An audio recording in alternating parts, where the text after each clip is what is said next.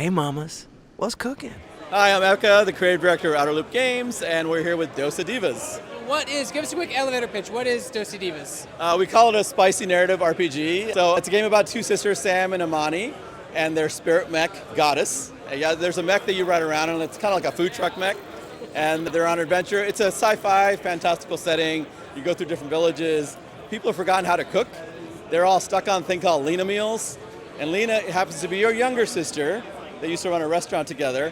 You had a big falling out. She turned the little restaurant into a fast food empire, and then now you're trying to recover things and communities through cooking, feeding, and battling her goons. So your games always have elements of culture, of family, of stories, and also like implications of like, I think I just read an article that your average kid doesn't know how to cook rice without a YouTube tutorial.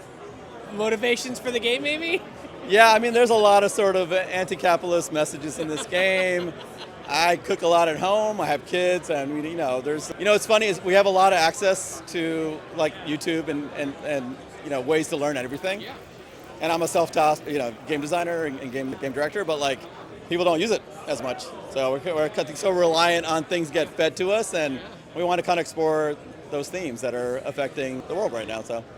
What was your biggest takeaway from Thirsty Suitors that you brought with you into Dosa Divas? So I think people really liked the theme, the characters, the story, the art, and everything else. And we were trying to do too much. We had like a yeah. I mean, we're building a bunch of tools to build this sort of it's kind of loosely based on a JRPG type structure. So we had this combat system, we had skating, and we had cooking. And we never quite got to the point where all three of them were really talking to each other. Yeah. So, and I think some of the folks really didn't like the QTE aspects of the cooking and battle. So for this game, we wanted to kind of take that apart, and player expression was our goal, and a little bit more genre comfort in terms of like, oh, okay, if you like Paper Mario, if you like, right now Expedition is the big one people are talking about. We like the active elements in terms of attacking and blocking. We also want a little bit more play with the systems. We have like a boost system, we have a shield system, all these features that are hoping for make a more expressive combat system. But also the cooking, you run around in the world in this mech, and there's ingredients to pick up, and then people are hungry for different things. And so there's a lot more expressive in the cooking as well. So you can like initially we're making dosas, we're making other types of food as well, but like some people want a spicy version or a savory version or a sweet version. So there's a lot more expressiveness to that as well. Now, is Dosa Divas its own world with its own story, or are there connections? Does it share a universe with Thirsty Suitors? That's my question. I mean, there is an Uncle Hinty. We love Uncle Hinty. He's kind of an Uncle Mecha Hinty because he has a mechanical eye in this version. So we're not going to talk about how that's connected yet, but yeah. The gaming cinematic universe, is that what you'll call it? Outer Loop Cinematic OCU? Yes, the OCU, sure. Talk about your art style and your use of color. It was great in Thirsty Suitors, and you've even gone another step further, it seems, in this game with the palette. Yeah, so I think a lot of us, I mean, it's the same team, so a lot of the same 14 folks. So we have a certain tendencies and things we like, and we really want to take the lessons we learned in Thirsty in terms of like what's 2D, what's 3D, how do we make it a little more stylized, and because the cameras pull back a little bit, it's more like a third-person, I wouldn't say a top-down view, but a kind of a three-quarter view.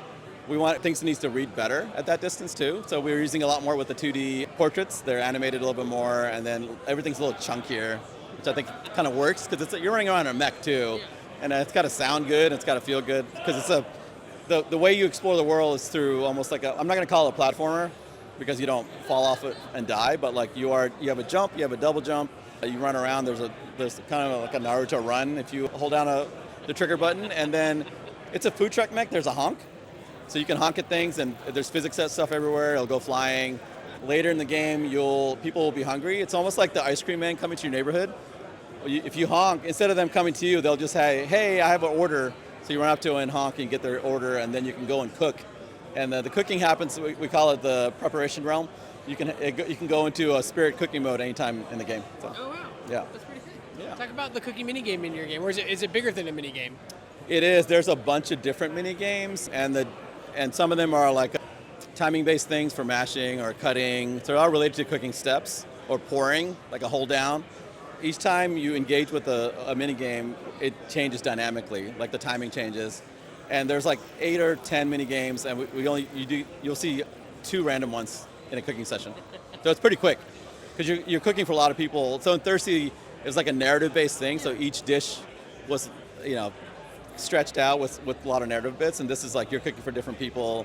There's a little bit of narrative bits in there, but it's like a quicker, pacier cooking because you're running around, fighting Lena's lawyers and goons. Someone's hungry, you're feeding them, and then you take more orders. So it's like all the systems are working better together in this game. You mentioned it with Thirsty Suitors, but like scope is a real problem when you're developing a game with a small team because you want to do all this stuff. Yeah. And it can quickly get away from you.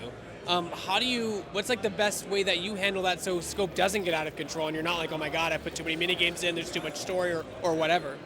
Yeah, so there's always like, how do we, what's our timeline? How much money do we have left? That's usually the indie scope control is when do we run out of money? When do we release? And this game we're self-publishing with the fine folks at Among Us, Inner Sloth. They have a fund called Outer Sloth, so they're funding our development, but in this case we're self-publishing ourselves. We do all our ports, it'll be on PC plus consoles we haven't announced yet, but it'll be on everything. So in this game, because it's structurally, we knew what the structure was after we did Thirsty. We knew how long we took on each of those things, and we kind of built around those. Because there's a lot of the same folks building those systems, we knew how long things take. We prototype faster, and everything goes a little quicker. Thirsty was about 3.5 years. This will be about 2.5 or 2. What did the success of Thirsty Suitors open up for you as a studio? I think people were like, oh, this feels, even though this is different, it sounds and looks and feels like an outer loop game. I'll take it. I think it's like the tendencies, our visual style, our amazing composer Ramsey, who just does a great job with the music, Vijay, our concept artist, who just comes up with amazing visuals, and like all the gameplay systems. I think our focus on cultural specific references and stories and characters. Right, yeah. There's literally not a representation for you in the gaming industry. We talked about it last year. Yes. Yeah, exactly. So I think that's been our sort of like, we keep pushing that. And for me, like, people talk about like why is food so important? It's like people will accept food from a different culture more than they will accept the people that make it. And those aren't unrelated. Oh man, that's so true. That's brutal. And it's like, oh, we love this cuisine, but these people, oh God, we don't like them so much. Like, you don't get the food without the people. Sorry to tell you. So food is like a really good cultural stepping point, but also understand there are people behind those food, and that's like, we've been trying to kind of drum that up in the third game now. Yeah. What's a big misconception for someone looking on the outside the game industry who doesn't maybe make games at indie devs specifically? Yeah. I think, there's a lot, but I think it is work. Like, yes, we make games, but like it is so much like dedication and work, and there's a craft to it. There's a craft to all the disciplines on the team too, and that just takes time. And also it's a creative piece of medium, so if you're making a film, TV show, or a game, you make a plan and and you play it or watch it, and it's like, well, that doesn't quite land. So for us, during development, we might get too close to it and assume things are fine. This is why we bring in external playtesters, get fresh eyes on it. And then we're like, oh, right, we have to kind of try to pull ourselves away from what we're like into the development, a specific thing, and kind of think about holistically, the whole, how is it coming together?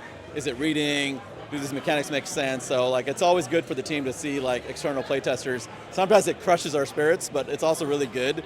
Like, we're getting too close to it. Let's just pull back a little bit. So leading up to this demo, we were getting playtesters every couple of days just to make sure our systems are working. It is a science and there's a process, but it is also there's a feel and vibe to it too. Like, what are you trying to do? What do you want the player to feel? So there's no like perfect balance to a game. It's like, what do you want the player to experience and feel at any point in time? And that's your approach when you're making a creative process. Yeah. You've already made a pretty successful game with Thirsty Suitors. Has that opened more doors for you? Because obviously we talked about you being a minority, and it's tough. And what are some misconceptions about being a minority in the game dev industry?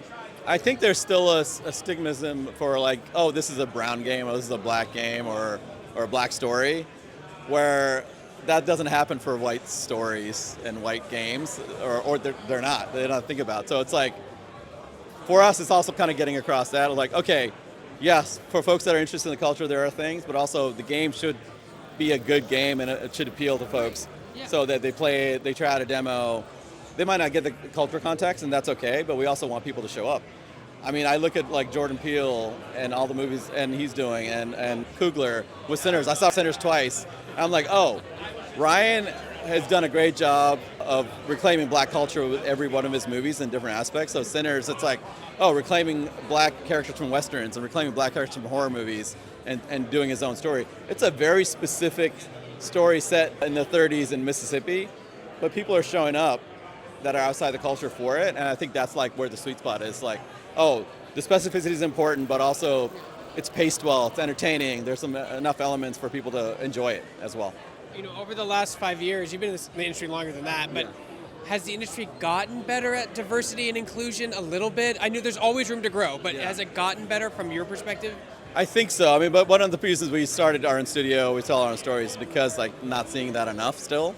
But there are games like Bambo, we love that team and what they're going to do next. There's like 1,000 games like that. I'm seeing other folks that are doing interesting cultural perspectives on stories, so it's really cool to see.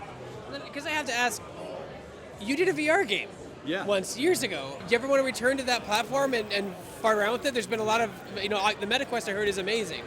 Yeah, the Quest is amazing. It's like I spent 5 years in VR, and our first, I think 3 or 4 games. Was it the Falconer? Falcon Age, yeah. It was our first game. It was a VR game on VR, and yeah, I think I got tired of wearing a headset. I think I like using it, but as a developer, during the day you're constantly putting it on and off, and it just got old. And also like some of the stories I wanted to tell, I think I wanted to kind of go beyond VR in terms of an audience and be in places outside the U.S. and people that can't afford headsets.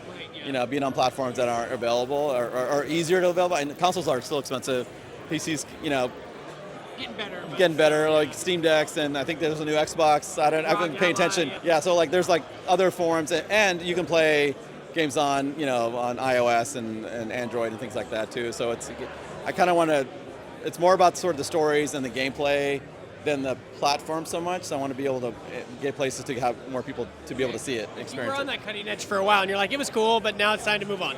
No, I loved VR because it allowed us to think about I got better as a designer thinking about experiences for a specific type of experience or mechanics. Yeah, so that was really great. All that was super useful. Yeah. So when does Dosa Divas come out, and what platforms are you aiming for at launch that you can say? Yeah, Dosa Divas, I think we've only announced it's on Steam. Please wishlist it on Steam right now, but it'll be on every platform, as we did with Thirsty Suitors, and it'll be early. We don't know yet. We're still working on it, but early 26. You guys have a Discord? They can go to talk to you guys or interact? Blue Sky on Outerloop Games whatever Blue Sky is. Blue Sky, Outerloop Games. Yeah, outerloopgames.com has links to everything. So.